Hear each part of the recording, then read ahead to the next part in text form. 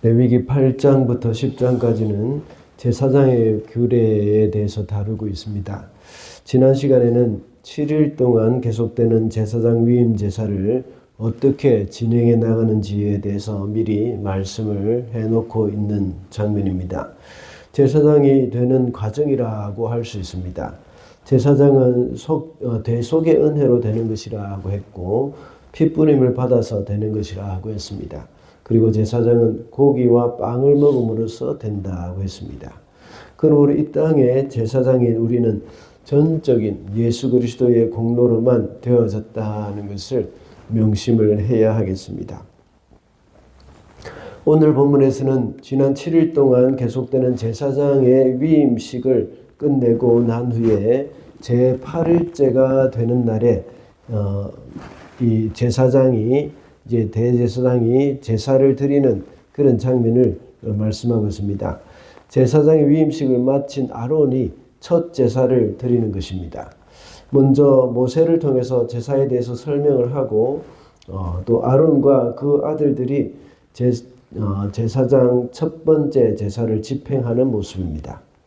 하나님이 모세를 통해서 알려주신 규례대로 아론이 번제와 속죄제와 화목제를 드렸는데 하나님의 영광이 불과 함께 나타났습니다. 그때 모든 백성들이 큰 소리를 지르며 땅에 엎드렸습니다. 하나님이 그 제사를 받으셨다는 표시입니다. 그렇다면 하나님이 받으시는 예배는 우리 어떤 것인지 하나님이 받으시는 예배라는 제목으로 말씀을 살펴보겠습니다. 첫째로 하나님은 우리는 예배를 위해 부름받은 존재임을 우리가 명심해야 합니다. 1절 말씀입니다. 여덟째 되는 날에 모세는 아론과 그의 아들들과 이스라엘의 장로들을 불렀다. 여덟째 되는 날이라고 했는데 이 말은 아까 말씀드렸던 것처럼 7일 동안 제사장 위임식을 하고 8일째가 되었을 때를 가리킵니다. 이 날은 아론과 그의 아들들이 첫 번째 제사를 하나님께 드리는 날입니다. 그래서 모세는 아론과 그의 아들들 그리고 이스라엘 장로들을 불렀습니다. 모세가 이 사람들을 부른 이유가 뭐겠습니까? 하나님께 제사를 드리기 위한 것입니다. 제사장 위임식을 마치고 첫 번째 제사를 드리기 위해서 부른 것입니다. 아론과 그의 아들들 그리고 이스라엘의 장로들을 다 불러 모았습니다. 그와 같이 우리 성도들도 역시 하나님께 부름을 받은 것은 하나님께 제사를 드리기 위해서, 다시 말하자면 예배를 위해서 부르심을 받은 사람들입니다. 우리는 하나님과의 관계에서 가장 기본이 되고 우선순위에 두어야 할 것이 바로 하나님께 예배 드리는 일입니다. 우리가 하나님께 드리는 예배는 두 가지가 있습니다. 삶의 예배와 주일에 드리는 공예배, 공동체로 드리는 예배입니다. 삶으로 드리는 예배는 우리의 일상생활을 한다고 해서 우리가 하나님을 잊어버리고 우리의 생업에만 몰두해서는 안 된다는 것입니다.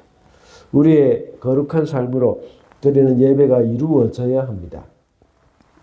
그리고 우리가 삶으로 드리는 예배를 한다고 해서 주일날 공예배로 드려서 모여서 드리는 그 예배 의식을 소홀히 해서는 안 됩니다. 이 예배를 통해서 주시는 하나님의 은혜를 힘입어서 우리가 삶의 예배를 성공적으로 드릴 수가 있는 것이죠. 그러므로 우리는 예배를 위해서 부름을 받았다는 사실을 잊어서는 안 되겠습니다. 둘째로 하나님의 은혜를 기대해야 합니다. 6절 말씀입니다. 모세가 그들에게 말하였다. 이것은 주님께서 당신들어 하라고 명하신 것입니다. 주님의 영광이 당신들에게 나타날 것입니다. 하나님이 받으시는 예배는 하나님의 은혜를 기대하며 드리는 것입니다. 모세는 하나님이 명하신 제사 방법을 알려줬습니다. 그리고 그 제사를 통해서 주님의 영광이 나타나게 될 것입니다 하고 말을 합니다. 이 말을 들은 하나님의 영광이 나타나게 될 것입니다 하는 이 말을 들은 모세와 그의 아들들 그리고 참여한 장로들에게는 기대감이 생기는 겁니다. 하나님의 영광이 어떻게 나타날 것인가? 하나님께 예배 드릴 때는 우리가 하나님께서 우리에게 은혜를 내려주실 것이라 하는 그런 기대감을 가져야 합니다. 이런 기대감은 우리로 하여금 예배를 사모하게 해줍니다. 우리가 예배를 사모하지 못하고 예배에 대한 열정이 없는 이유는 이런 기대감이 없기 때문입니다.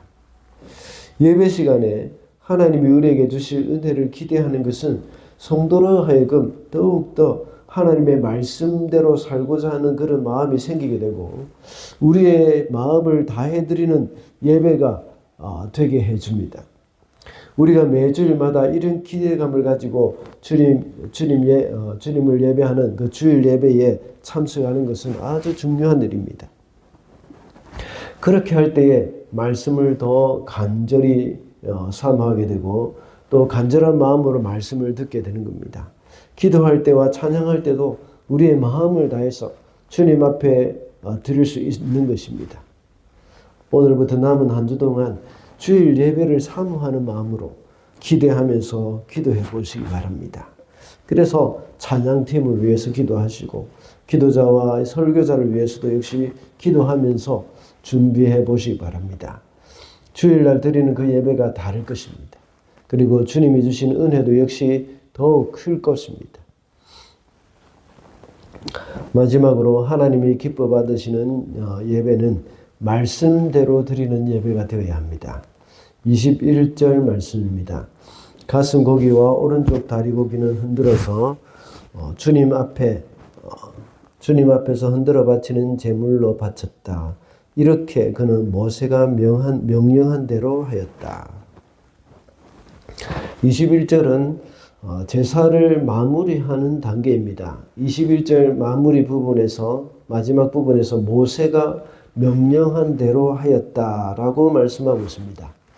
9장 전체에서 7절까지는 제사하는 방법에 대해서 설명을 해놓았고 8절부터는 그 말씀대로 그대로 행하고 있다는 것을 기록하고 있는 겁니다. 오늘 본문 1절부터 7절까지는 어떻게 하라는 것이 그렇게 자세하게 기록된 것은 아닙니다.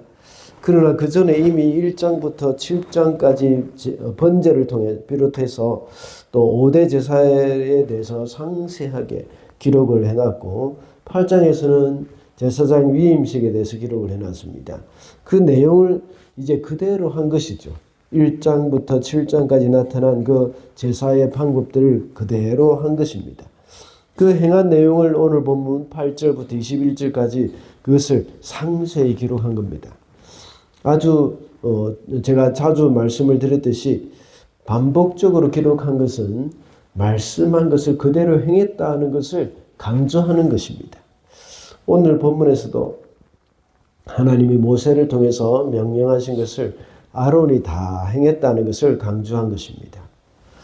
우리가 하나님께 드리는 예배도 역시 말씀대로 해야 합니다. 요한복음 4장 24절에 보면 하나님께 예배하는 자는 영과 진리로 예배할지니라 라고 말씀하고 있습니다.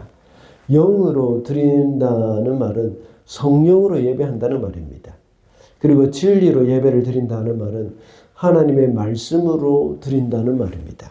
이 말은 하나님이 제시하신 참된 방법으로 예배 드릴 것을 요구하는 그런 말씀이죠.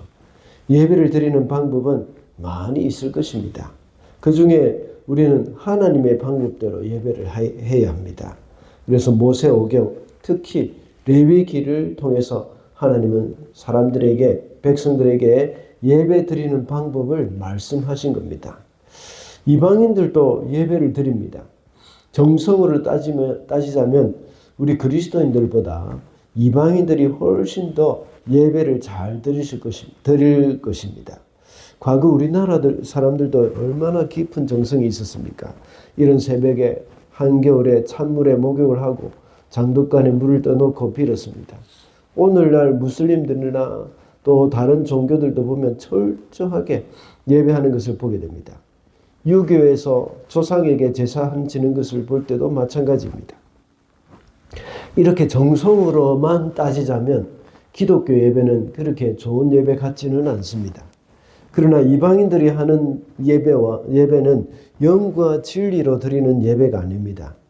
하나님의 방법으로 드리는 예배가 아니라는 것이죠.